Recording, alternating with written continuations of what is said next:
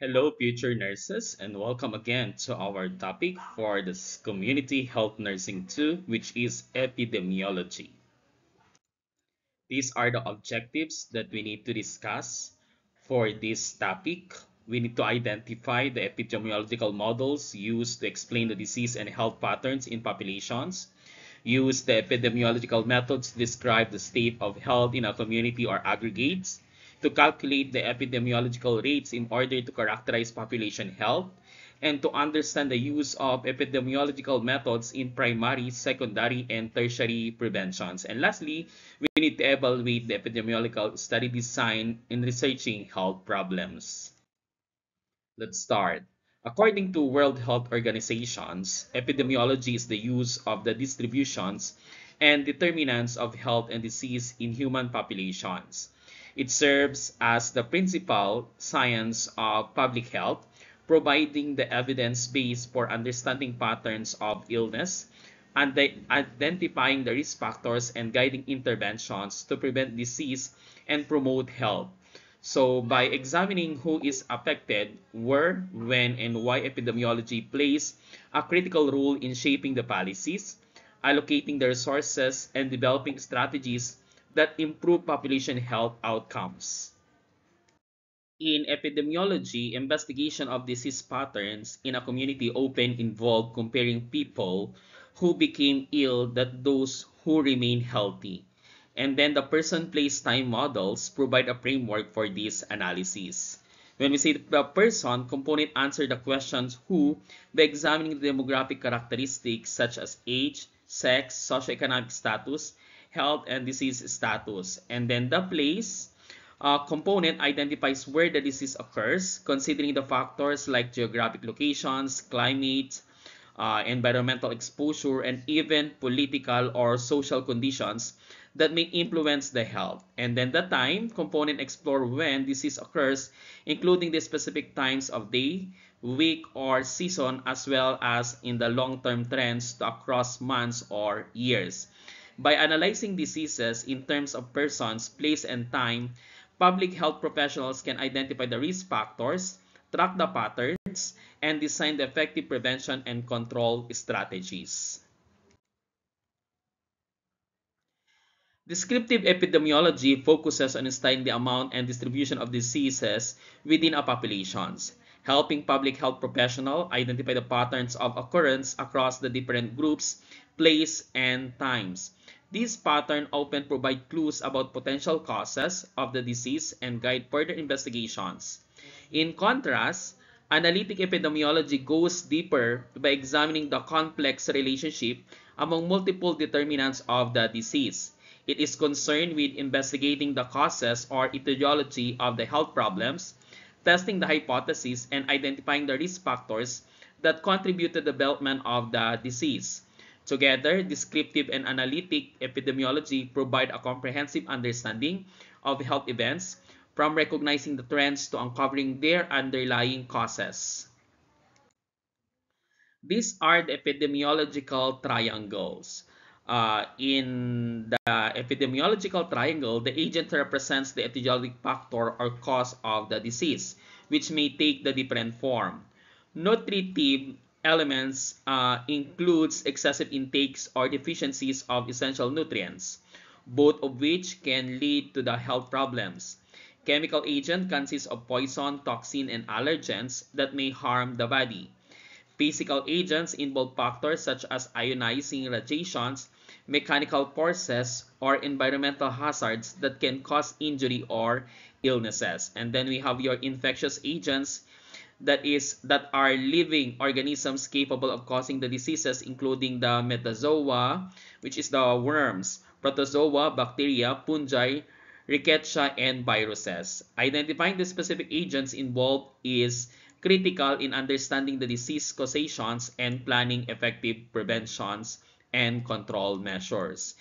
In the another epidemiology triangle, the host refers to the human or living organisms that can harbor a disease with susceptibility or response to an agent influenced by several factors. These include the genetic makeup, which may predispose individuals to certain illnesses. age or sex which affect vulnerability to specific conditions.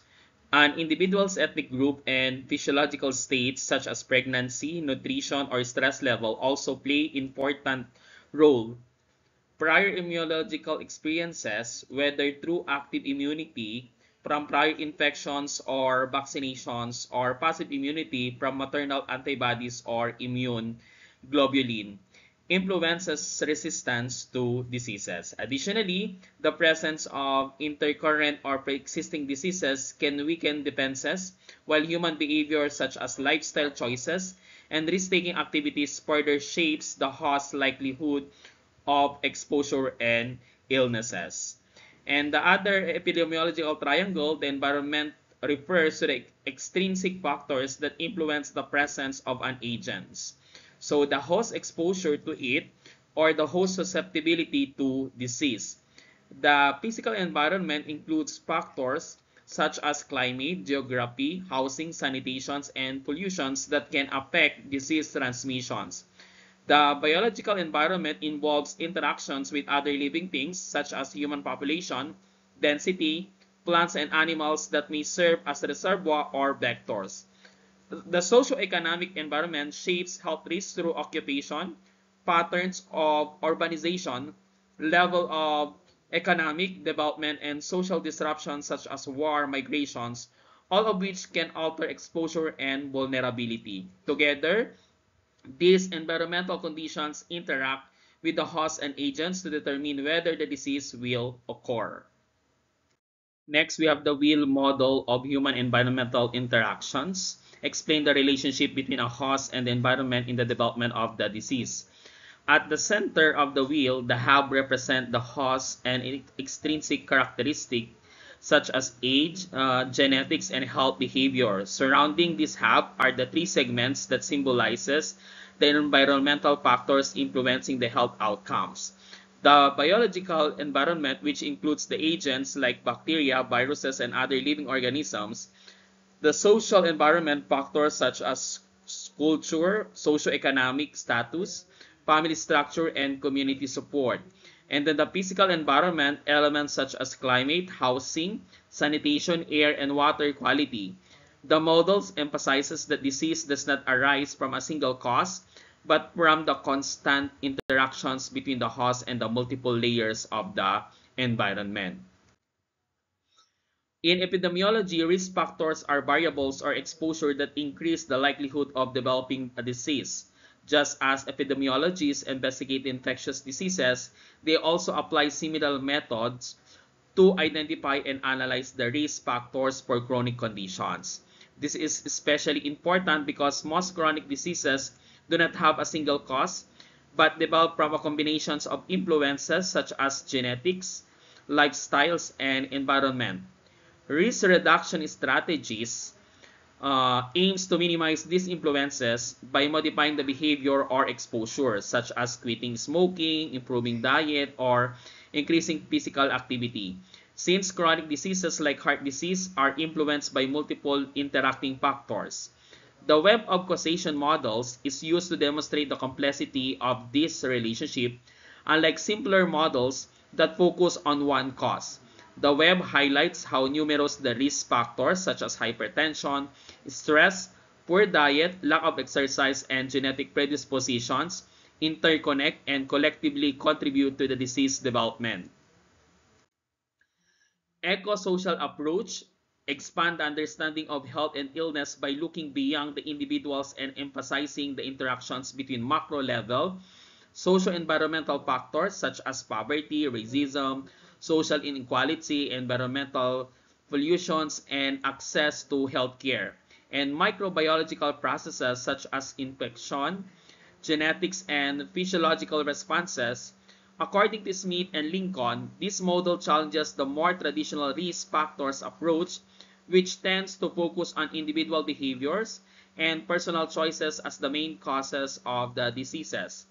Instead, the eco-social perspective highlights how social, economic, political, and environmental conditions shape patterns of health and diseases within the population. For example, While poor diet may be seen as an individual risk factor for diabetes, the ecosocial approach would examine broader influences such as food desert, cultural norms, income inequality, and government food policies that make unhealthy choices more prevalent.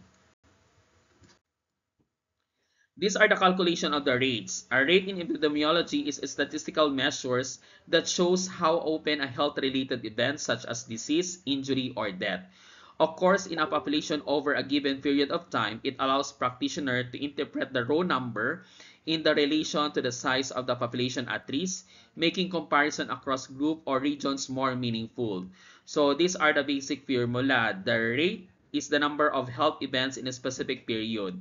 And population at risk is the same period. Okay, the K is the constant such as 1,000, 10,000, or 100,000, which standardize the rate so it can be compared across different populations or time periods. For example, instead of simply saying there were 500 cases of influenza in a city, reporting it as 500 cases per 100,000 populations provides a clear picture and allows comparison with other clients or other cities or years. So by using rates rather than raw counts, public health professionals can identify trends, compare populations, and assess the burden of the disease more accurately.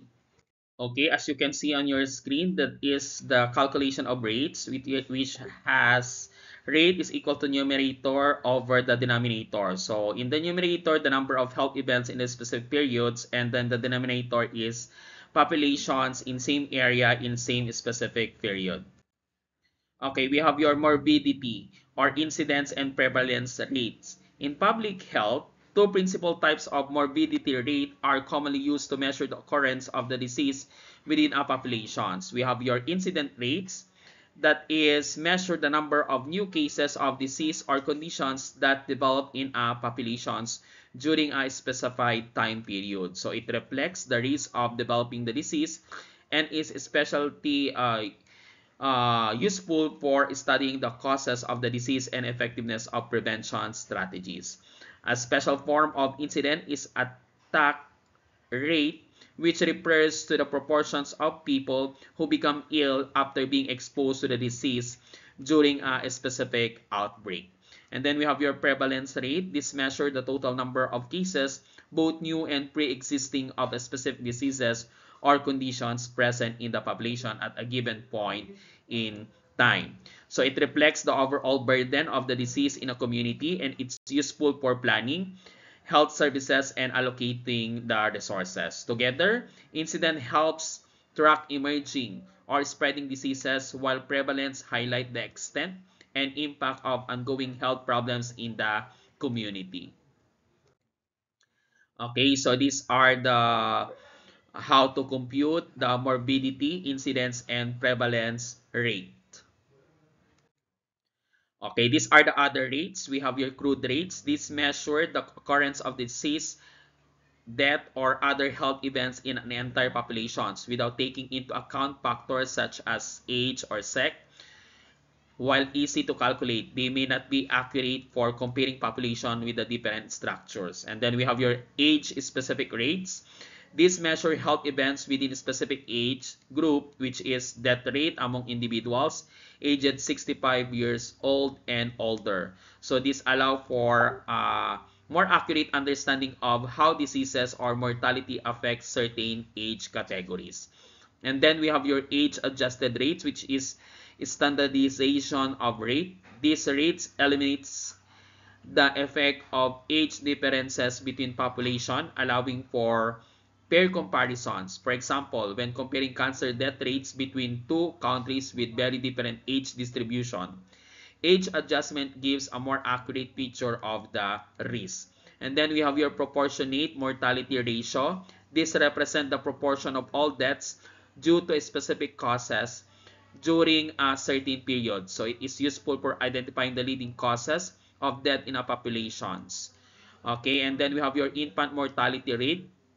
This is a sensitive indicator of community health. It measures the number of deaths of infants under 1 year of age per 1,000 live births or live births in a given year. It reflects the overall health status maternal health, and effectiveness of health services in a community.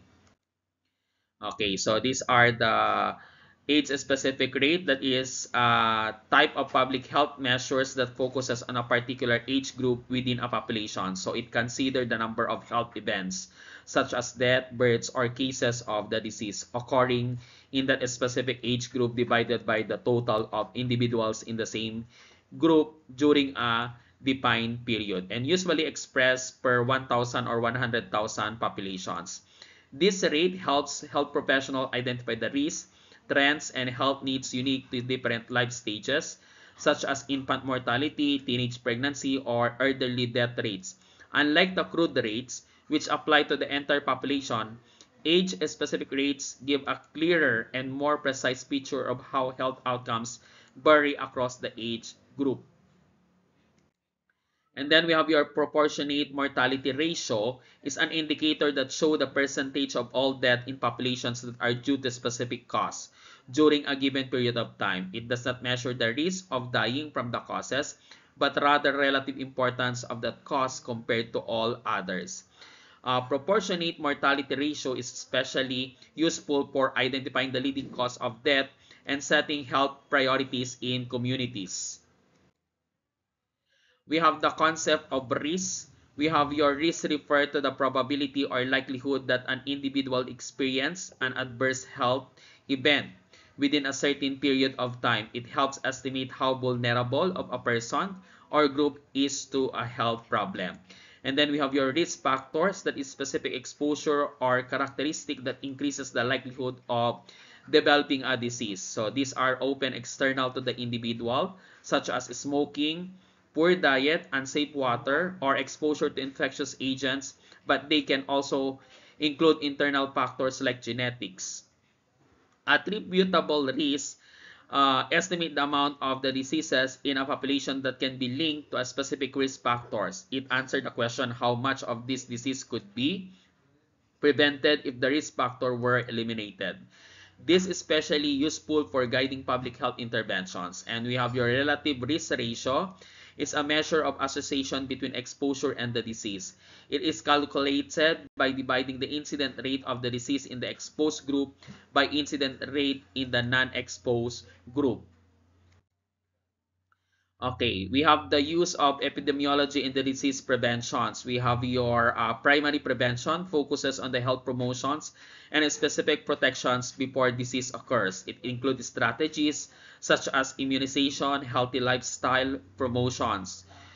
Include dito yung exercise, balanced diet, smoking cessations, and environmental safety measures like clean water, sanitation. So the goal is to reduce the risk factor and prevent the disease onset.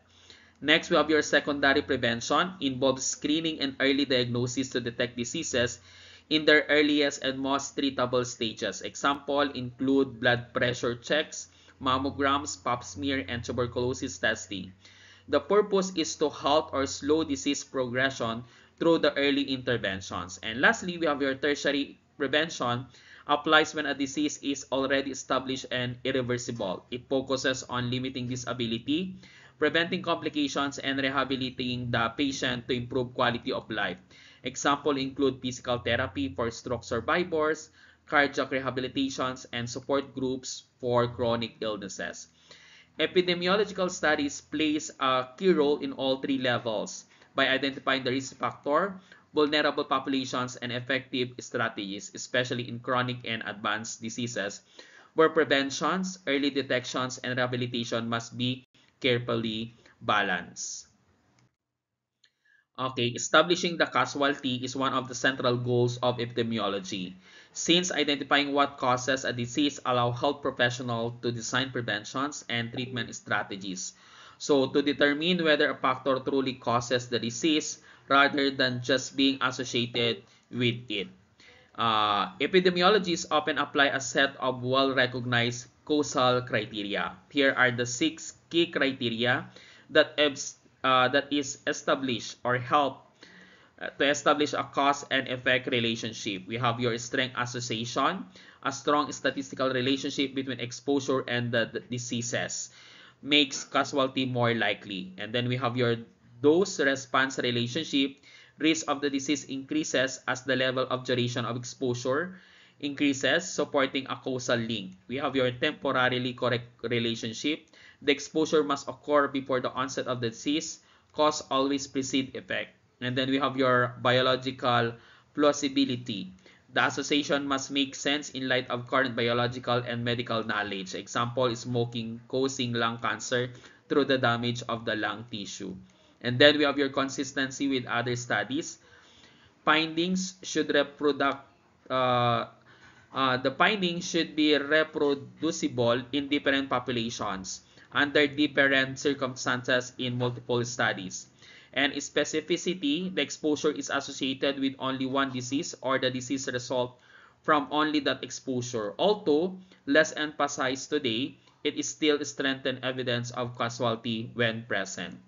When several of these criteria are met together, the evidence for causality becomes strong, guiding public health interventions and clinical treatment strategies.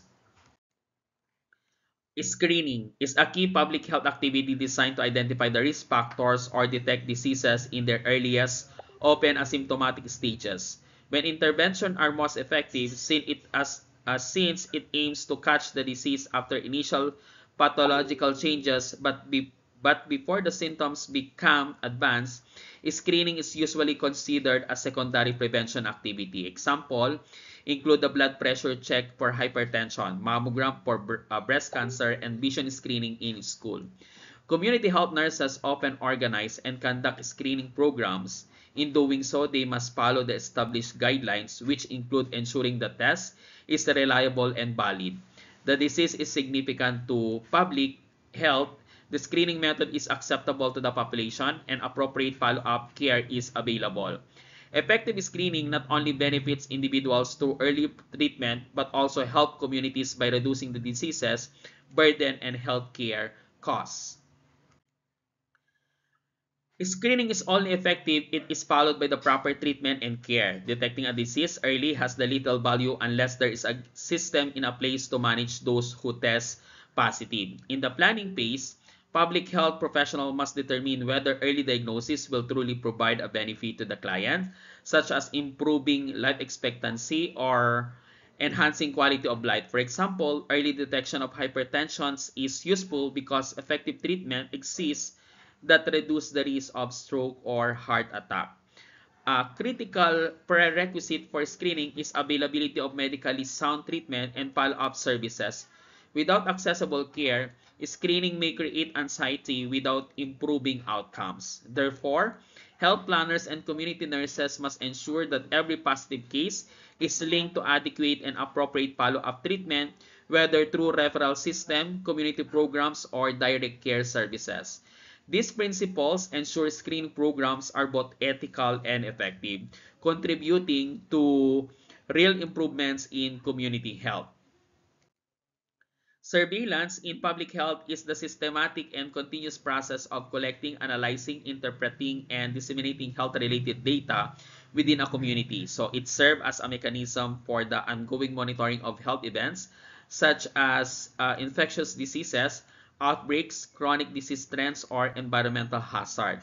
And surveillance is essential to effective and responsive public health program because it provides the evidence base for decision making. It helps detect emerging health problems, track the effectiveness of interventions, identify the population risk, and guide resources allocation.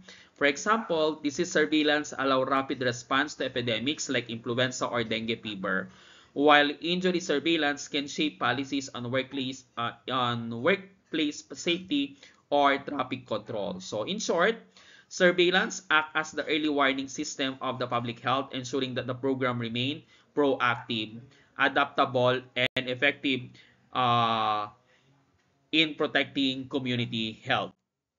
And then these are the use of epidemiology in health services. Epidemiological approaches are methods to study the distribution of the disease and the factors that are influence health outcomes within the populations. So these approaches not only how disease occur and spread, but also assess how health services are delivered and utilized in the communities. One important branch is health services epidemiology, which look at the patterns of healthcare within the populations. It evaluates whether services are affordable, accessible, and appropriately used, and identifies the barriers such as cost, transportations, cultural beliefs, or systemic inequities that may prevent certain groups from receiving proper care. So by highlighting these gaps, epidemiological approaches help explain why some population experiences excess morbidity or poorer health outcomes, especially among the risk or disadvantaged group. So in practice, this information supports policymakers, community health nurses, and planners in designing interventions that not only control disease but also improve the delivery, equity, and effectiveness of health services. Okay, nurses play a vital role in bridging epidemiological findings with everyday practice by understanding the patterns of the disease and their determinants. Nurses can translate research into actions that directly benefits the individuals, families, and communities. So this means incorporating the results into prevention program by the designing and implementations or implementing health promotions, educations, and risk reduction activities tailored to at-risk population. So, for example, if epidemiological data shows high rates of diabetes in a community, nurses can organize screening clinics, nutrition workshops, and exercise program. And extending application into the health policy decision by advocating for evidence-based changes at the local, regional, or national level. And nurses can use the data to highlight gaps in healthcare services, influence resources allocations, and promote policies that reduce the health disparities. Through these integrations, nurses not only improve direct patient care, but also contribute to the shaping healthier communities and advancing public health goals. Community health nurses have a duty to exercise social responsibility when applying the epidemiological findings, ensuring that their work benefits not only individuals but also the wider community. However, this responsibility cannot be carried out in isolations. It requires the active involvement of the community itself. When nurses and community members collaborate, they bring together professional knowledge of disease patterns and preventions with the community's local experiences, needs, and priority. So by combining epidemiological evidence with aggregate level strategies such as public health campaigns, policy advocacy, and community-wide interventions, nurses and residents can derive meaningful changes that improve health outcomes on the broadest scale. So this partnership fosters empowerment, increases program relevance, and ensures that interventions are both effective and sustainable. We have your epidemiological methods. We have your descriptive epidemiology and analytic epidemiology are two complementary approaches in public health. Descriptive epidemiology looks at the amount at the distribution of the health problems within a populations. It answers the question who, what, and where, and when by examining the factors such as age, sex, location, time, and trends. For example, tracking the number of influenza cases by age group across the different regions provides insight into the disease pattern and helps identify population at risk. And then in the analytic epidemiology goes a step further by investigating the causes of the disease. It seeks to explain why one group has a higher or lower disease rate than another, open by studying the risk factors and exposure. So this approach uses comparison between groups which is exposed versus non-exposed, disease versus non-disease to determine the causal relationship. For example, it might compare lung cancer rate in smoker versus non-smoker to evaluate the role of tobacco as a risk factor. So together, descriptive epidemiology provides the foundations of knowledge about the disease patterns, while analytic epidemiology uncovers the underlying reasons for those patterns. We have your observational studies, are fundamental research design in epidemiology, where the investigators simply observe and records information without manipulating the variables or assigning the interventions. They are often used for both descriptive purpose, which is to describe the patterns of health and disease, and for studying the etiology of the disease by exploring the possible associations between the exposures and outcome. One of the common type is the cross-sectional study, also known as prevalence study or correlational study. So this design looks at the both exposure factor and health outcomes at a single point in time within a defined population. So for example, a survey that measure both smoking habit and respiratory symptoms among adults in a city provides a snapshot of the possible relationship between smoking and lung disease. However, because exposure and outcomes are measured simultaneously, cross-sectional studies cannot establish cause and effect relationship, only associations. So in other words, they are useful for identifying the correlations and generating the hypothesis, but they cannot determine whether the exposure actually caused by the disease. We have your retrospective studies or case control studies. Start with the people who already have the disease or conditions and compare them to the people who do not have the disease. Researchers look back in time to assess past exposure or risk factors, useful when studying rare diseases or diseases with a long latency period. So ang limitation natin dito, prone to recall bias and difficulty ensuring the accuracy of the past exposure data. And then we have your prospective studies, which is cohort studies. Begin with a disease-free group, which is a cohort that shares a common exposure or experiences. Example, nurses working in a hospital, people exposed to a toxin or resident of a city. Participants are followed forward in the time to see if they develop the disease. Help establish temporal relationship, which is the exposure occurs before this diseases. Stronger evidence for causality compared to retrospective studies. Ang limitation natin dito, expensive, time-consuming, and requires large sample sizes for rare diseases. Ang differences lang yan na retrospective is look backward from the disease to exposure, while prospective is look forward from exposure to disease.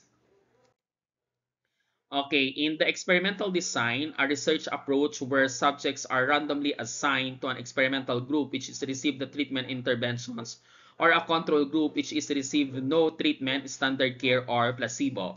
The purpose is to test the effectiveness of the treatment, interventions, or prevention strategies. The key feature, we have randomization, eliminates selection bias, and increases comparability of the groups.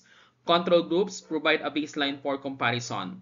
And then we have your blinding, which is single or double, that is reduces bias in treatment and administrations and outcome assessment. And then we have your replications, enhances validity and reliability. Strength natin dito, consider the gold standard in research for establishing cause and effect relationship, provide strong evidence for treatment efficacy. At ang limitation, ethical concern, withholding treatment, exposing participant to risk, expensive and time-consuming, may not always be generalizable to broader populations, used in chronic disease preventions, that is, evaluate lifestyle intervention like the disease, exercise, smoking, and cessations. And test preventive strategies, which is vaccine, screening methods, and medication. So in short, randomized clinical trial is the strongest design to test the causality, but must balance rigor with ethics. So that is for our topic for epidemiology.